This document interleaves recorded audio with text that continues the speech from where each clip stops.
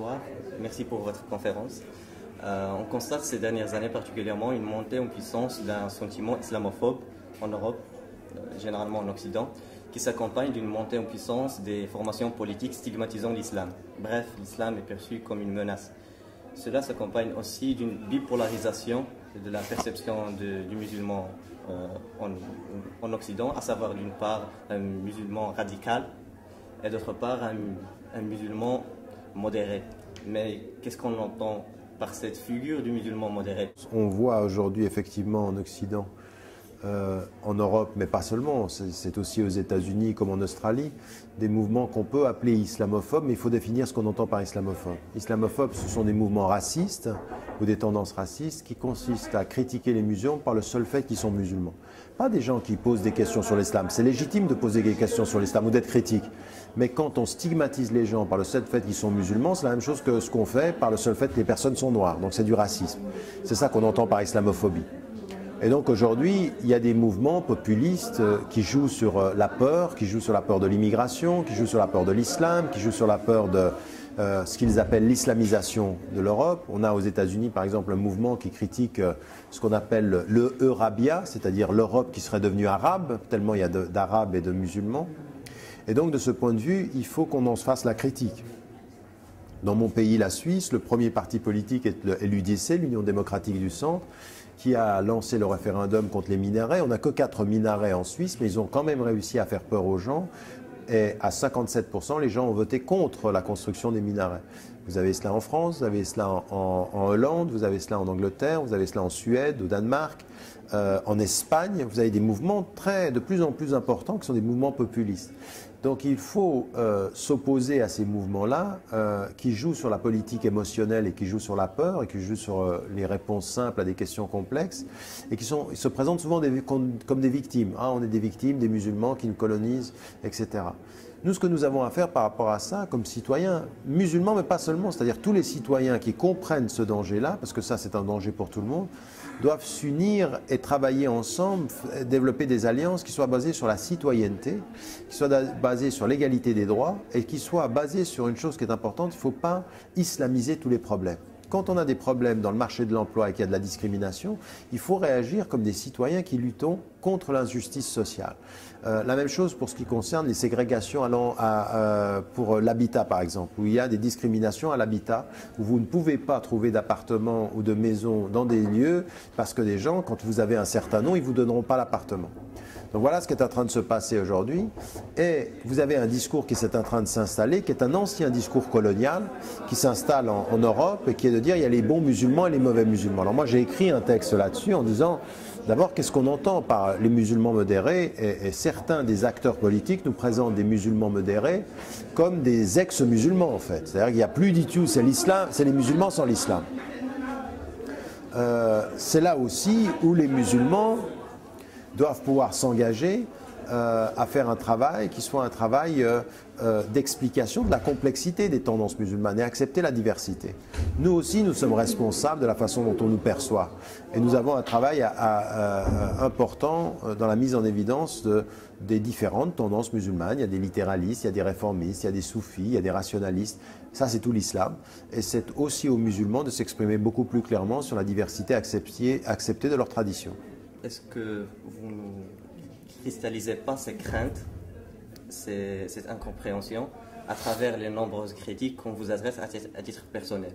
Savoir une difficulté à vous mettre dans une catégorie, et de là on vous accuse de double discours et bien d'autres. Oui, en France, c'est comme ça, mais ce n'est pas le cas partout en Europe. Je veux dire, il y a beaucoup de pays européens, là où je vis en Angleterre, où vous savez, il y a de quoi devenir schizophrénique en Europe. C'est parce qu'en Angleterre, je suis considéré comme une voix de la modération. On m'appelle pour être la voix de la modération. Je pars en France, et là, c'est le diable parle.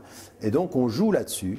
Et donc, on s'aperçoit que ce ne sont pas des discours objectifs, ce sont des discours politiciens qui instrumentalisent. Et comme vous le dites, en France aujourd'hui, je suis plutôt le révélateur de processus de fond.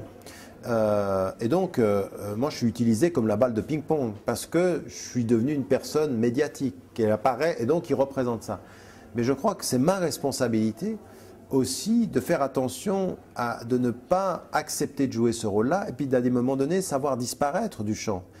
du débat pour laisser la place à d'autres acteurs qui sont qu'on peut pas, sur lesquels on ne peut pas projeter autant de masse négative pour qu'eux prennent la parole. Et c'est en train de venir. Donc moi je suis dans la transition. À un moment donné, je vais disparaître de ce paysage-là et d'autres prendront la place qui auront une beaucoup plus grande force que moi.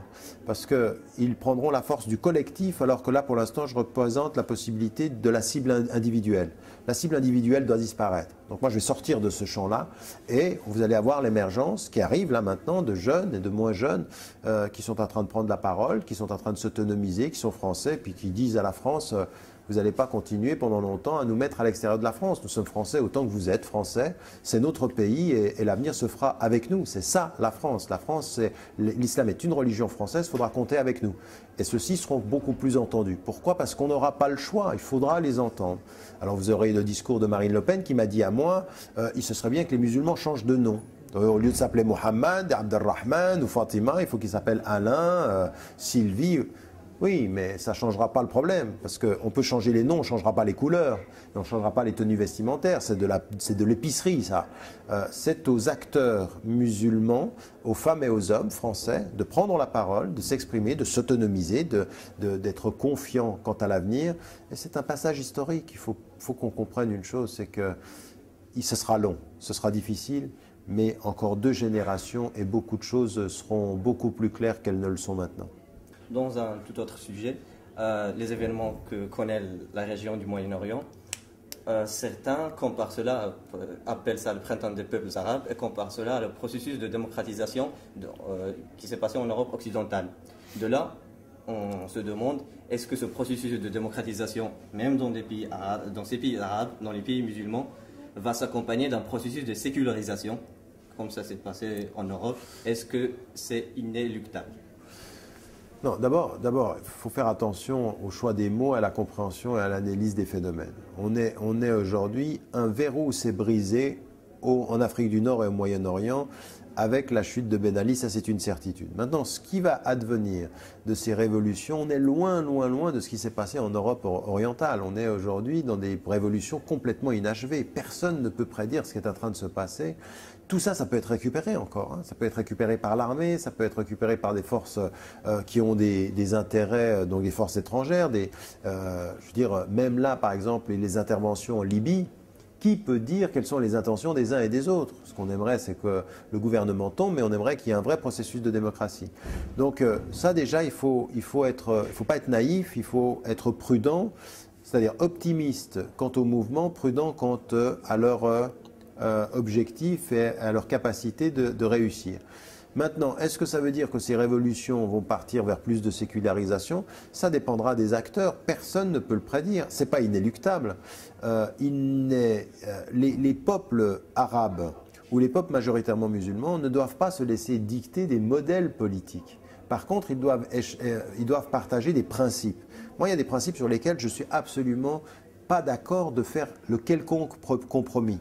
L'état de droit, la citoyenneté égalitaire, le suffrage universel, le fait qu'on est élu avec un mandat, c'est-à-dire en anglais on dit accountable, c'est-à-dire on est élu mais on doit rendre compte de ce qu'on fait. On est élu pour un mandat et puis après on remet en jeu son mandat. Et la séparation des pouvoirs, ça pour moi c'est pas négociable.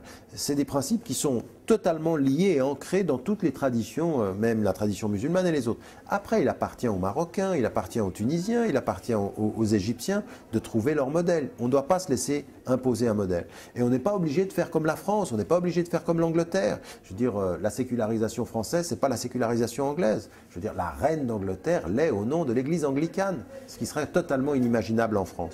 Donc il faut laisser les peuples trouver leur modèle. Rien n'est inéluctable, mais par contre, il faut qu'on soit ferme sur les principes à défendre.